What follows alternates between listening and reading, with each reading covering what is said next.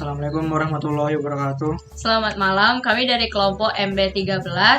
Kami akan menjelaskan PBL yaitu Line Follower Digital dengan anggota. Perkenalkan, nama saya Anandara Panjidayat, NIM 4242311047. Dan saya Indriati Grestina dengan NIM 4242311060. Saya Nur Rahmat Olebari dengan NIM 4242311059. Di sini saya akan menjelaskan Arduino Nano dan Slit Nano. Arduino Nano adalah salah satu pengembangan microcontroller yang berukuran kecil, lengkap, dan mendukung penggunaan breadboard.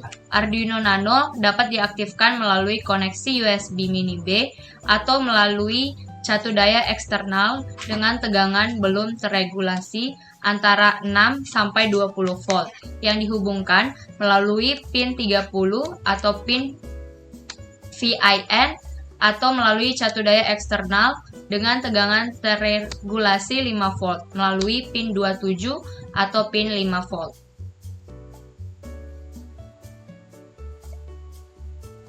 Driver motor L298N. Driver motor L298N merupakan modul driver motor DC yang digunakan untuk mengontrol kecepatan dan arah perputaran motor DC.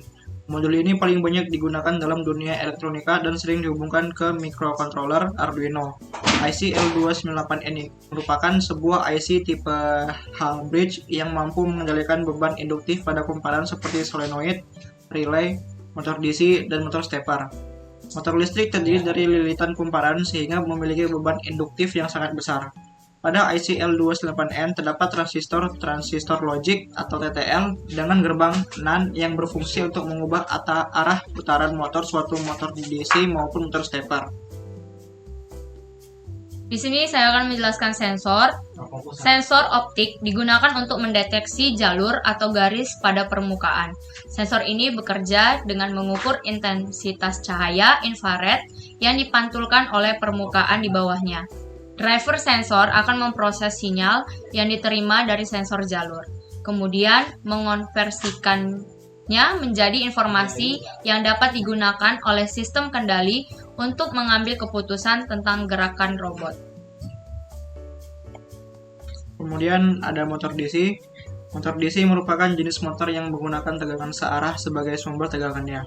Dengan memberikan beda tegangan pada kedua terminal tersebut, motor akan berputar pada satu arah dan bila polaritas dari tegangan tersebut dibalik, maka arah putaran motor akan terbalik pula. Dua tingkat yang di sini sebagai tingkat bawah ada motor, baterai, dan Arduino Nano. Kemudian untuk di lantai atasnya kami akan menaruh L298N.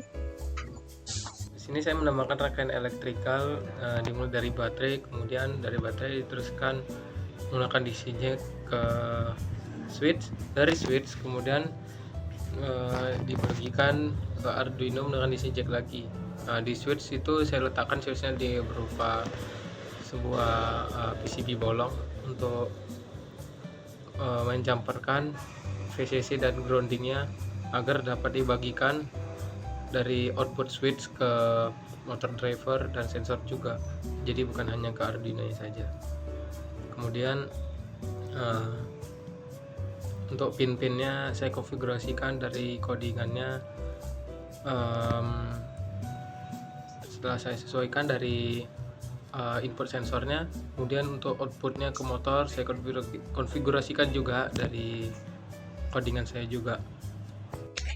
Baik, kesimpulannya adalah proyek ini memberikan pemahaman tentang cara kerja sensor seperti sensor inframerah atau sensor cahaya dan akuator seperti motor DC, serta bagaimana mengintegrasikannya dalam sebuah sistem, dan jika dilakukan dalam tim, proyek ini membantu meningkatkan keterampilan kerjasama dan manajemen proyek, termasuk pembagian tugas dan komunikasi yang efektif.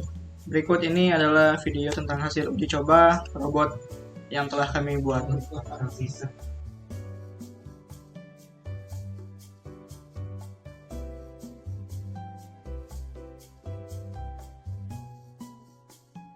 Sekian dari presentasi dan hasil uji coba robot line follower digital dari kelompok MB13.